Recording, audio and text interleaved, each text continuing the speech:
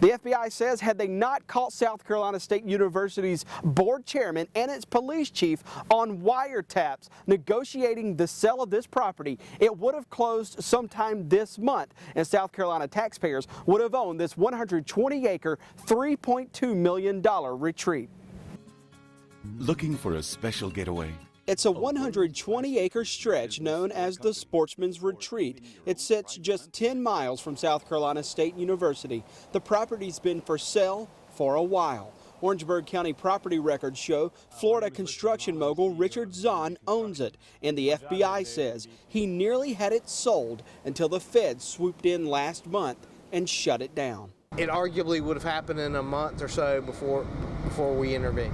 Assistant U.S. Attorney Mark Moore is leading the prosecution against former SC State University Board Chair Jonathan Pinson and the university's former police chief Michael Bartley. The FBI wiretapped Pinson's cell phone in late 2011 and spent 4 months listening in.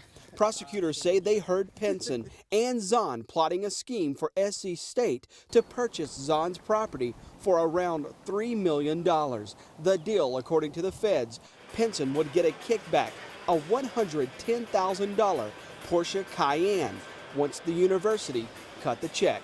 Moore says the wiretaps show Chief Bartley got in on the deal too. Bartley's kickback, $30,000 in cash and a brand new ATV. Any comment on the investigation? Anything?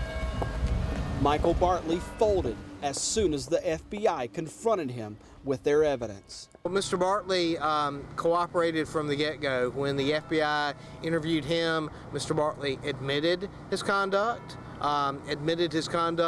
before he even retained a lawyer. The indictment says Pinson used his influence and position to try and force the university into the deal. Pinson's selling point: SC State could use the 8,000 square foot retreat as a conference center.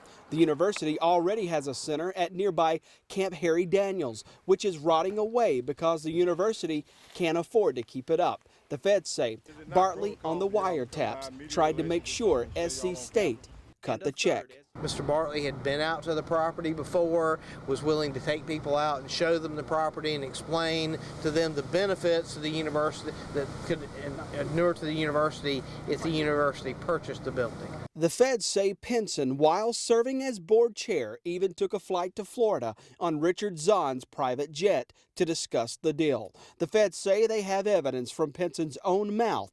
Jonathan Pinson's attorney says the FBI screwed up. These charges brought against him are false. He is innocent, and they're the result of a flawed investigation, and we look forward to exposing those flaws at the appropriate time in court. Chief Michael Bartley faces up to 5 years in federal prison when he's sentenced. Former board chairman Jonathan Pinson is free tonight on a $25,000 bond. Pinson faces up to 25 years in prison and a $250,000 fine if convicted. In Orangeburg, Jody Barr, WIS News 10.